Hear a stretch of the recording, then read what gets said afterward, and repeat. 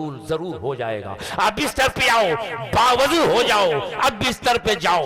بستر پہ جانے کے بعد جتنے دن میں تو نے گناہ اگر کیا ہوگا رب کی بارگاہ میں توبہ کر لو اور کلمہ طیبہ کا ورد کر کے نبی پر درود پڑھ لو. انشاءاللہ جب تیرا اگر سوتے بھر میں انتقال ہوگا تو اللہ کے رسول فرماتے ہیں کہ جو کلمہ طیبہ پڑھ کے سو گیا اور اگر اس کا انتقال ہو گیا تو شہادت کے درجہ اس کا نصیب ہو جائے گا. مرو گے تو شہید کہلاؤ گے. سبحان اللہ.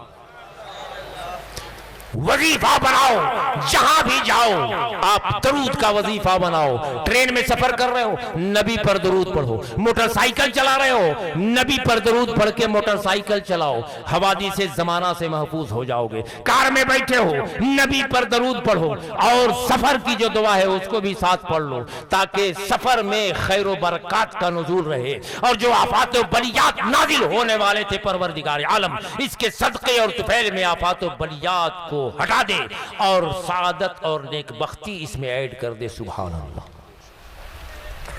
بات بڑی طویل ہو گئی جی. کیا سلام. سبحان اللہ. ابھی تقریر ختم کرنے سے پہلے مجھے یہ کہا گیا کہ سلام کرنے کا طریقہ ذرا لوگوں کو بتا دیا جائے. تو کیا آپ سننے کے موڈ میں ہیں؟ کیسے سلام کرنا چاہیے؟ سلام کا طریقہ نوٹ کیجیے. ایک صحابی نبی کریم صلی اللہ علیہ وسلم کی بارگاہ بکس پناہ میں حاضر ہوئے. صحابہ کا جھرمٹ تھا. حضرت سیدنا صدیق اکبر رضی اللہ تعالیٰ عنہ بھی تشریف فرما تھے. حضرت سیدنا فاروق اعظم رضی اللہ تعالیٰ عنہ بھی اس مجمع میں موجود تھے. حضرت سیدنا عثمان ذو النورین رضی اللہ تعالیٰ عنہ بھی موجود تھے. مولا علی شیر خدا بھی موجود تھے اور اصحاب صفوہ کی جماعت بھی موجود تھی. عشرہ مبشرہ بھی موجود تھے. ایک صحابی آئے اور نبی کو سلام کیا, کہا السلام علیکم یا رسول اللہ صلی اللہ علیہ وسلم. جملہ نوٹ کرتے جائیے گا. وہ صحابی آئے, ارشاد کیا السلام علیکم یا رسول اللہ صلی اللہ علیہ وسلم. اللہ کے رسول صلی اللہ علیہ وسلم نے صحابی کو جواب دیا اور صحابہ میں انڈیکیٹ کیا کہ یہ صحابی جو مجھ پر سلام کیا ہے پروردگار عالم اس کے نام اعمال میں 10 نیکیاں درج فرما دیا. سبحان اللہ. سلام کرنے والے کو بھی نہیں پھر اس نے کیا کہا السلام علیکم یا رسول اللہ صلی اللہ علیہ وسلم. اللہ کے رسول صلی اللہ علیہ وسلم نے کہا کہ 10 نیکیاں ایڈ. پھر دوسرے صحابی تشریف لائے. ان کو سلام کرنے کا انداز کچھ ان سے الگ تھا. آئے نبی کی بارگاہ میں, اس کے بعد انہوں نے سلام پیش کیا. سلام کا انداز ان کا کیا تھا؟ کہنے لگے السلام علیکم ورحمت اللہ تعالی یا رسول اللہ صلی اللہ علیہ وسلم. اللہ کے رسول صلی اللہ علیہ وسلم نے اپنے دوسرے صحابی کو بھی جواب دیا اور انڈیکیٹ کیا کہ پروردگار عالم رحمت اللہ تعالی علیہ بڑھانے کی بنیاد پر اب اس بندے کے نام اعمال میں 20 نیکیاں ایڈ کر دیا. صرف رحمت اللہ تعالی علیہ بڑھا دیا تو 20 نیکیاں 10 پلس ہو گئے. تیسرے صحابی آئے, ان کا انداز ذرا ان دونوں سے الگ تھا. وہ آئے نبی کو سلام کیے. سلام کا انداز یہ تھا السلام علیکم ورحمت اللہ تعالی برکاتہ یا رسول اللہ صلی اللہ علیہ وسلم. برکاتہ کا لفظ بڑھا دیا. اللہ کے رسول صلی اللہ علیہ وسلم نے اپنے صحابہ کو جواب دیا, کہا اس صحابی نے مکمل سلام کیا ہے. اس بنیاد پر اللہ جل شانہ نے 30 نیکیاں درج فرما دیا. تو اب پورا سلام کیا ہو گیا؟ السلام علیکم ورحمت اللہ تعالی برکاتہ ومغفرتہ. پورا سلام ایسا کیجئے. حدیث شریف میں آیا کہ جب بندہ مومن سلام کرنے کے بعد اب وہ مصافحہ کے لیے ہاتھ بڑھاتا ہے اور جب مصافحہ کرتا ہے تو اس کے ہٹانے کے وقت جتنے بھی گناہ صغیرہ اس پر ہوئے تھے اللہ جل شانہ مصافحہ کے صدقے میں سب بخش دیتا ہے. کتنا گناہ صغیرہ اگر وہ کیا ہوگا دن بھر میں تو سارا کا سارا پروردگار عالم صرف مصافحہ کی برکت سے مغفرت فرما دیتا ہے۔ اس لیے ملت کے نوجوانوں، جب کسی مومن بھائی سے آپ سلام کیجئے تو ساتھ میں مصافحہ بھی کیا کیجئے، اور انگریز کے طرح سے مصافحہ مت کیجئے ایک ہاتھ سے، لگ رہا ہے کہ پنجہ لڑا رہا ہے۔ یہ اسلام کا طریقہ نہیں ہے، اسلام کا طریقہ دونوں ہاتھ سے مصافحہ کا۔ انگریز کا شعار مسلمانوں لوڈ مت کرو، جو اسلام کا شعار ہے وہ ذہن میں اپناؤ، جو اسلام کا مزاج ہے وہ ذہن میں اپناؤ، جو اسلام کا اصول اور طریقہ ہے وہ اپنے کلچر میں لاؤ۔ جب اسلام کے نظام کو آپ اپنے کلچر میں لاؤ گے تو دنیا بھی آباد، آخرت بھی آباد، اور غوث اعظم بھی راضی، اور رسول گرامی وقار صلی اللہ علیہ وسلم بھی راضی، اور جب رسول راضی ہو گئے تو رب قدیر بھی راضی ہے۔ سبحان اللہ۔ یہ بھی بنڈی کا جلسہ، یہ قبولیت کی ضمانت ہے آپ کی کہ اب تک آپ تقریر میں بیٹھے ہیں اور رحمت النور سے آپ غوطہ-زن ہیں۔ بے پناہ مبارکباد کے قابل ہیں اس کے کارکنان، اور خصوصیت کے ساتھ جناب محمد شمیم صاحب اور سردار مطلوب صاحب اور جتنے بھی سیٹھ حضرات ہیں جو اس میں تعاون کیے، سونو بھائی، یہ سب قابل مبارکباد ہیں، قابل احترام ہیں۔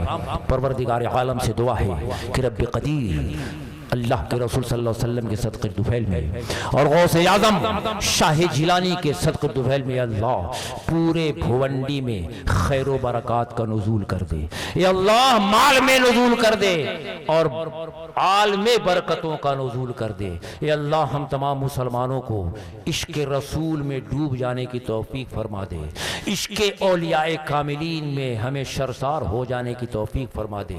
یا اللہ اہدنا الصراط المستقیم پر ہم تمام مسلمانوں کو چلنے کی توفیق فرما دے۔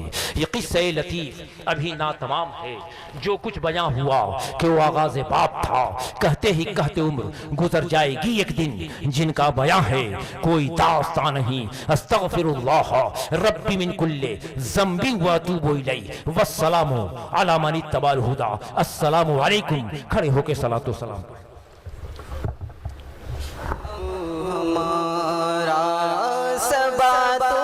مدینے جا کے صبا تو مدینے جا کے کہنا خدا کا دل و سلام سجدے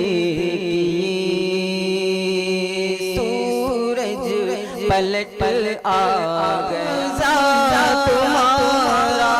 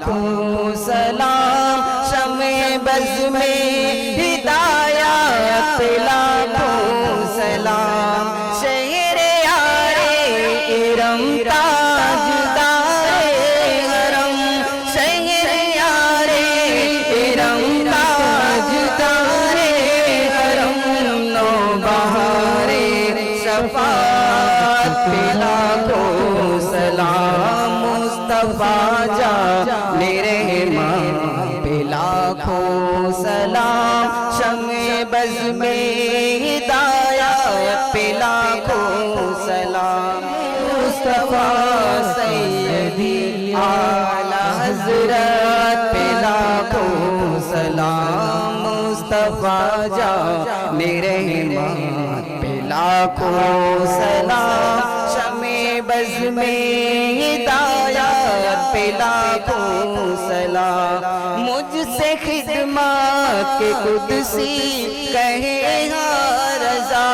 مجھ سے خدمات کے قدسی کہے ہاں رضا مصطفیٰ جان رحمت پہ لاکھوں سلام مصطفیٰ جان رحمت پہ لاکھوں سلام